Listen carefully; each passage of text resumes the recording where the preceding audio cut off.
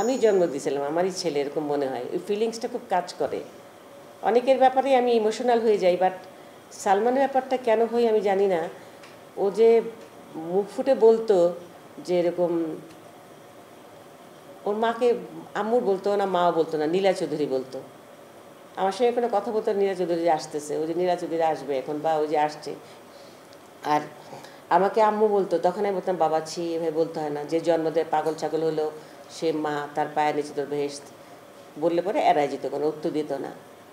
তো নীলা ভাবিও আমাকে বেশ, এই কিছুদিন আগেও আমাকে ফোন করে বলতো, দেখ তুই সত্যি কথাটা বললি না, ওকে যে মেরে ফেলা হয়েছে তুই কেন বলিস না, আমি জন্ম দিছি কিন্তু তুই তো ওকে বড় করছিস, ধরতে গেলে মানে তুই ওকে প্রাণ দিছিস, তুই বলতে পারতি না কথাটা, আমাকে দিয়ে বলাবার অনেক চেষ্টা করছে আপা, আমি কখনো কিছু বলিনি, কারণ আমি সত্যিটা তবে জানি না, ওখানে তার উপস্থিত ছিলাম না, যেটুকু জানি এমনি জানি, কিন্তু ওখানে যে ঘটনার সময় তার উপস্থিত ছিলাম না, আমি কি করি বলি সেটা আসলে কিভাবে কি হয়েছে।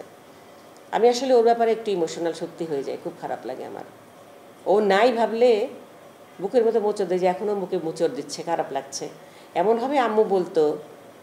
আর শুটিংয়ে গেলে, কোথাও শুটিংয়ে থাকলে, কক্সবাজার থাকি বা খোতাপাড়ায় থাকি, এই খোতাপাড়ায় যে ছবিটা করলাম বিচার হবে, ওই ছবির সময় ও ঢাকায় যখন আসতো, এসে ও তো রাত বিরেতে যখন তখন শুটিং শেষ হলে গাড়ি টান দিয়ে চলে আসতো।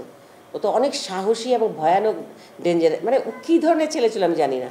ওর এত মানে কলিজাটা বিরাট বড় ছিল, ভয় পেত না, আর গাড়ি খুবই স্পিডে চালাতো। ওর সঙ্গে যদি কোনোদিন গাড়িতে উঠতাম আমার মনে হয়ে যাবো এই বুঝে মারা গেলাম, ওই যে অ্যাক্সিডেন্ট হলো। তো ওর তাহলে হাত পায়ের আস্তে আস্তে, কিচ্ছু হবে না আম্মু, কিচ্ছু হবে না, এই যে চকলেট আছে, ওই স্বামীরার চকলেটটা তো কারণ ওগুলো আমার হাতে ধরা দিত, চকলেট খান আপনি, কিচ্ছু হবে না, এগুলো করতো। তো যাই হোক, ওই সে দোকানে ঢুকে তাদের একটা ব্যাগ নিত, আমার জন্য একটা নিত, শাবনুরের জন্য একটা নিত, আর তো অনেকেই ছিল, 3টা ব্যাগ হইতো, এই কেক বিস্কিট চকলেট এটা সেটা দিয়ে সে নিয়ে যেত। আর ওর সঙ্গে শুটিং করতে যে কোনো দিন ও কোক খেয়েছে আমরা খাইনি, এটা হইতেই পারে না।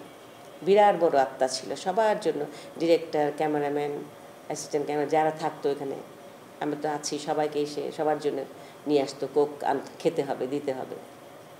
ও কোনোদিন কারো কাছ থেকে মনে হয় না কোনো জিনিস খাওয়ার আশা করতো, ও মানুষকে খাওয়াতে ভালোবাসতো।